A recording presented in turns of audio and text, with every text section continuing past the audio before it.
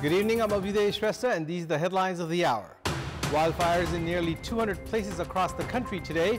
25 cowsheds destroyed by fire. Fire victims in Mohattari suffering since 5 days. Wildfire warning technology not being used. Vote counting continues in Ilam and Bajang. CPN-UML leads in both places in preliminary counting. Nepali Congress candidate second and Rashtriya Swatantra Party fourth in Ilam. Agreements on trade and technology signed on the first day of the third investment summit today. Investors urged to facilitate process. Prime Minister Dahal assures of policy improvement. And Nepal suffer a 10-run defeat against West Indies A despite an unbeaten 71 by skipper Rohit Paudel. 5-match T20 series leveled at 1-all. 25 cowsheds were destroyed by this afternoon's fire in Dang's Hanebas of Rajpur Rural Municipality 7. The fire that started in Karkati from last night spread to Hanebas by strong winds and burnt down the whole village. Rajpur Rural Municipality does not have a fire truck. According to ward member Pramod Basnet, fire trucks were called from Lamahi and Gardawa rural municipalities. However, they could not reach the incident site due to lack of roads. Ward member Basnet informed that people were unable to take out their belongings, food grains and other objects from their burning houses. The district police office Dang informed that the fire has caused damages worth 25 million rupees as per preliminary estimates. As the whole village has been burnt down, problem is being faced for the management of the victims. Chief District Officer Ram Bandhu Subedi informed that the rural municipality and the ward have provided food and shelter for tonight, and works to provide relief and manage relocation will start from tomorrow. Dang's DSP Janak Malla informed that police and army personnel have been involved in the management of the victims at the incident site. Meanwhile, the wildfire in the jungle north of Palpa's Tansen Srinagar Dara has been out of control since 3 days. According to the Division Forest Office, there are wildfires in 95 places across the country currently, which have destroyed 2,368 hectares of jungles. Around 200 fire-related incidents are reported in the country on a daily basis. However, prevention of such incidents has become a challenge for the government. Mid-February till mid-June is considered the dry season in Nepal. The risk of wildfires is high during this season. 90% of wildfires are reported during mid-March till mid-June. These wildfires have been destroying forests and settlements. However, the government has yet to prepare proper plans and policies in this regard. The government already has the system that can send alerts before wildfires occur and identify wildfire active zones. However, this system has yet to come to use. A big screen that is connected to the system has been set up under the coordination of ICIMOD, USAID and NASA at the Department of Forest and Wildlife Reserve. The system provides information according to the data released by satellite. However, the government has remained indifferent towards reaping benefits from the system, keeping people informed. According to ICIMOD, the MODIS Earth satellite provides such information 4 times a day. Arrangement has also been made to provide such information to concerned individuals and entities through email and SMS. These informations are sent to officials of the District Forest Office, representatives of the Federation of Community Forest Users, and high-ranking officials of the Department of Forest. However, forest officials complain regarding lack of budget and equipment to control wildfires. Majority of the wildfires occur due to human error. The problem of wildfire draws attention during the dry season every year. However, the concerned entities forget it as the weather improves. The victims of fire in Mohattari's Matihani have not been provided any kind of relief by the government, even though 5 days have already passed since the incident occurred. Madhya Province Chief Minister Saroj Kumar Yadav visited the incident site 4 days after the incident, but did not announce relief for the victims. The federal government has yet to take a decision in this regard. Madhya Province Chief Minister Yadav was in Kathmandu when the massive fire in Mohattari's Matihani 6 occurred. The fire destroyed the entire settlement while the Chief Minister reached the incident site yesterday for inspection without any assurances for the victims. Chief Minister Yadav had reached there along with Minister for Sports Surita Shah and State Minister for Irrigation and Drinking Water Rekha Mohammad Kalam, among others. However, the victims have become agitated as the ministers did not even give them any assurances. Sports Minister Shah had said that the government would work according to requirement. Lawmakers and victims have expressed resentment on the government's delay on the matter. They have blamed the government of remaining indifferent towards the plight of the victims.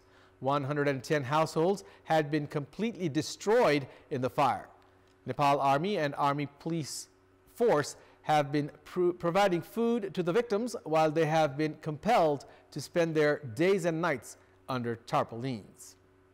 It's now time for our segment Public Pulse, where you text us with your opinion. Public Pulse. But before that, let's take a look at the results from yesterday's poll. Yesterday, we had asked you, what should be done to prevent the misuse of SIM cards?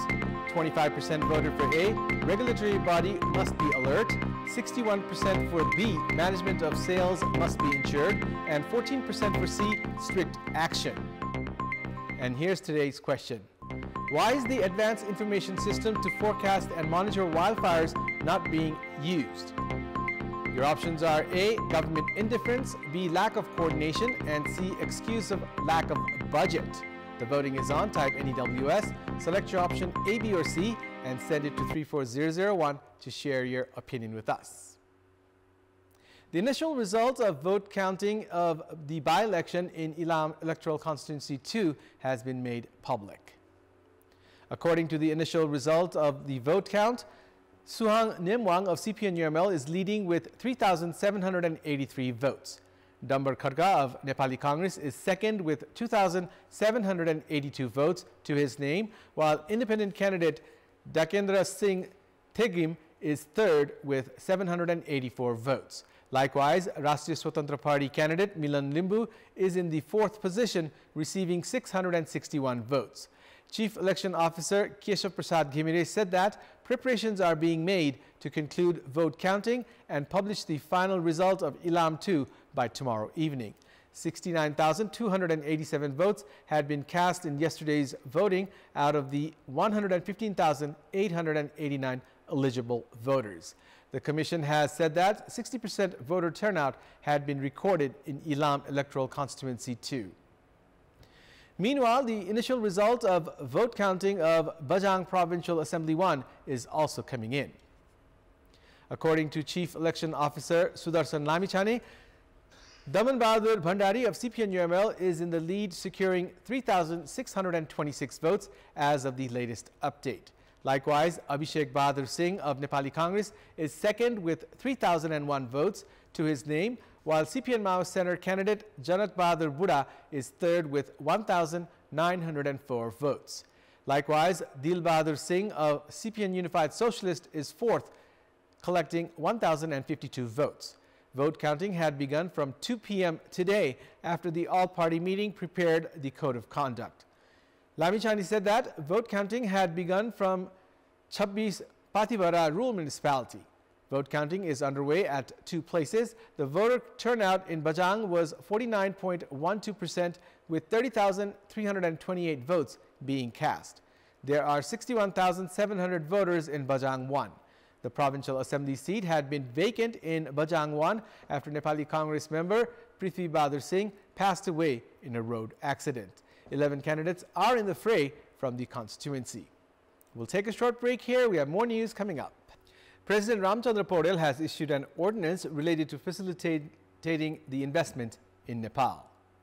President Paudel, under the recommendation of the Cabinet, issued Ordinance 2081 to amend laws related to foreign investment. The Cabinet on 22nd of April had recommended the President to amend 10 acts through ordinance with a view to facilitate investment in the country. Meanwhile, the government says that the ordinance has been introduced according to the suggestions given by investors.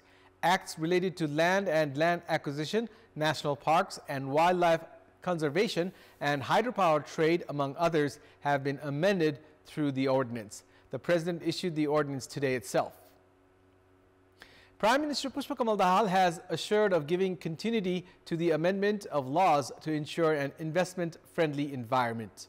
Inaugurating the third investment summit in Kathmandu earlier today, the Premier said that the government has already amended 8 laws to ease regulations.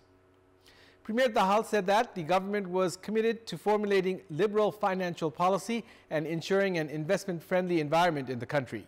He said that the skilled workforce in the country and low cost of labor could also be an attraction for international investors. The Premier informed about the prospect for investment in tourism, agriculture, production, information technology, garment, agricultural processing, and infrastructures in the country.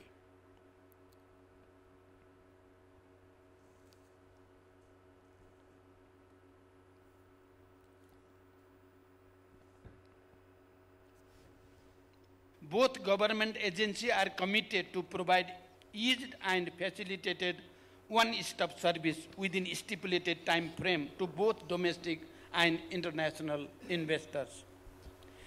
Investment in Nepal is profitable, as witnessed in the case of various companies operating in Nepal with significant foreign investment. The share of repatriation of dividend of these companies remains impressive, which demonstrates the profitable investment environment in Nepal. Prime Minister Dahal said that various industries that were established in the country under foreign investment had become profitable and called on the participants at the investment summit to invest in various sectors in Nepal. Speaking during the program, former Prime Minister and Nepali Congress President Sher Bahadur Deuba said that all political parties were of the opinion that foreign investment in the country must be increased. Multinationals working in Nepal have been able to repatriate a good amount of dividend over the years. Please come to Nepal and invest in our economy. Then it will be beneficial to you and our people. We will provide you a full protection, assure that our sustained cooperation from start to finish. Deuba said that Nepal had adopted a liberal financial policy and that his party was committed to safeguarding foreign investment. Domestic and foreign investors who participated in the summit today, as well as representatives from international organizations, have said that Nepal has prospects for investment in energy, tourism, and agriculture sectors. The government has showcased more than 150 projects for the 2-day summit to draw investments. 2 agreements have been signed on the first day of the third investment summit today. An agreement has been signed between Nepali company BLC Group and Indian company Yotta Data Services to set up and operate a data center. Representative of the BLC Group, Megha Chaudhary, and Chief Executive Officer of Yotta, Sunil Gupta, signed the agreement earlier today. The 2 companies have reached an agreement to set up a world-class data center in Nepal, cloud servicing, and to set up an artificial intelligence platform. Likewise, the Federation of Nepalese Chambers of Commerce and Industry, FNCCI, and the National Chamber of Commerce and Industries, Malaysia, have signed an agreement to promote trade and investment in Nepal. Chairperson of FNCCI, Chandra Thakal, and Chairperson of National Chamber of Commerce and Industry of Malaysia, Tan Sri Dato So Tian Lai, signed the agreement today. In our public voice segment today, we have asked participants of the investment summit what should be done to increase investment in Nepal. Let's take a look at what they had to say.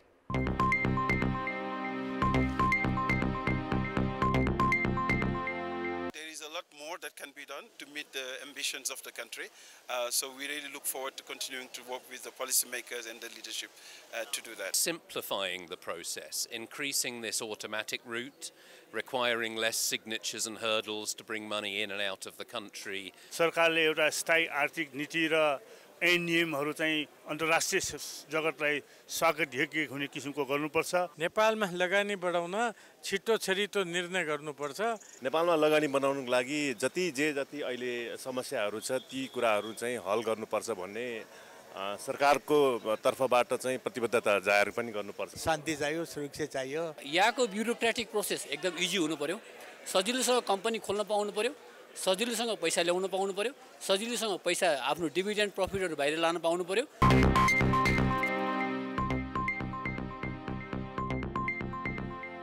It's time now for another short break. We'll be right back. It's time now for the sports news. Sports news. West Indies A defeated host Nepal by 10 runs in the second match of the 5-match T20 series to level the series at 1-1. In the match played at the Tribhuvan University Cricket Ground in Kantipur today, West Indies elected to bat first and posted a total of 160 runs in the stipulated 20 overs, losing 7 wickets. The visitors had a bad start as they lost 2 wickets when the score was 18 in 2.5 overs. They were reduced to 79 for 4 in 13.2 overs.